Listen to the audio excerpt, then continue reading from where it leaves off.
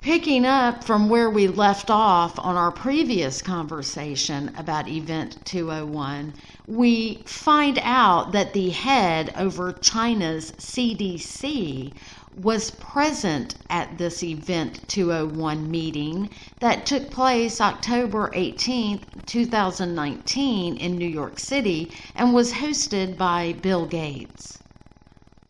The next player is Jayne Helton, and according to their website, she is a member of different boards of banks, also the Australian Strategic Policy Institute and the U.S. Institute of Health Metrics and Evaluation. But in my opinion, her questionable association has been the significant role she has had in global health governance, which included as chair of the board of the World Health Organization and president of the World Health Assembly. Globalism being the key word once again. And my question is, how come all of these people so far represent deep state globalists? Okay, the next person is Martin Neutral, and I'm sorry if I did not pronounce that right. But he has had different roles as directors and head of crisis and emergency teams, crisis teams, so to speak. He is responsible for emergency operations with Lithuania Group Airline. And I'm sorry if I didn't pronounce that right. His list of responsibilities are definitely in question because he plans, manages, and executes group crisis teams. And let's remind ourselves of what we know about crisis teams and how the deep state manipulates a crisis to control the narrative. And for those wanting more info, please research about the Vegas mass shootings and crisis teams. Next is Eduardo Martinez. He is president of the UPS Foundation and UPS Chief Diversity Inclusion Officer. The UPS Foundation leads the global citizenship programs and initiatives for UPS. And as president, he is responsible for the operations and management of its global philanthropic employee management and corporate relation programs. He also serves as Chief of Diversity and Inclusion Officers with responsibilities for the advancement of diversity and inclusion programs. He is also the former chairperson of the World Economic Forum's Global Agenda Council on Humanitarian Response. He currently serves on the World Economic Forum's Managing the Risk and Impact of Future Epidemics Steering Committee. He also serves on the UN Global Logistics Cluster's Emergency Team Steering Council and on the Executive Committee of the UN's Office for Coordination Humanitarian Affairs. I'm seeing all sorts of red globalist flags with his resume.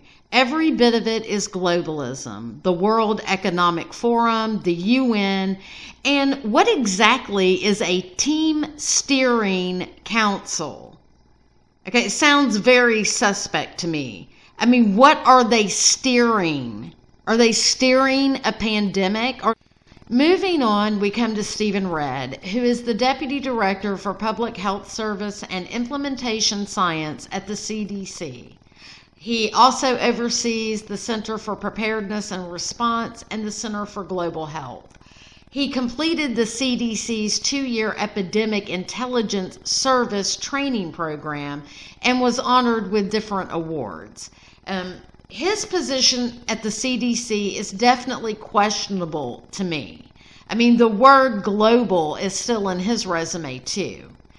He became director under the previous administration, Trader 44. So how is he working for the current administration? He was the incident commander for the 2009 H1N1, which is suspect to me. And what does that even mean? Anyway, moving on. The players that were invited to attend this event all have similar resumes. They all are involved with globalism.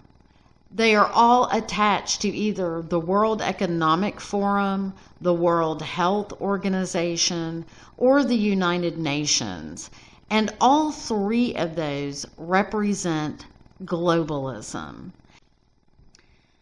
So, the sponsors of this Event 201 simulation are the typical globalists who all support globalism and the New World Order of the UN. My point here is, where is the involvement of the current administration? This Event 201 was held here in the United States in New York City. Yet, why are the only people loyal to the previous administration invited to attend? How come there are just globalists and people supportive of the deep state globalist agenda?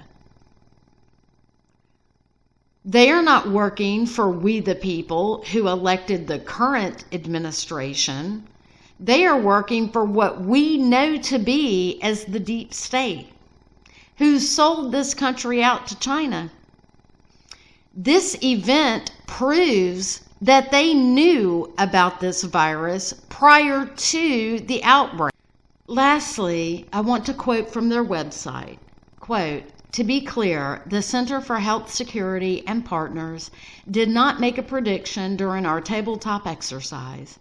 For the scenario, we modeled a fictional C virus pandemic, but we explicitly stated that it was not a prediction. Instead, the exercise served to highlight preparedness and response challenges that would likely arise in a very severe pandemic." Close quote. To be clear, they are liars.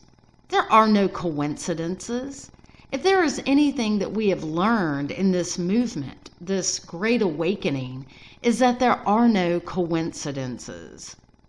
These people are stupid.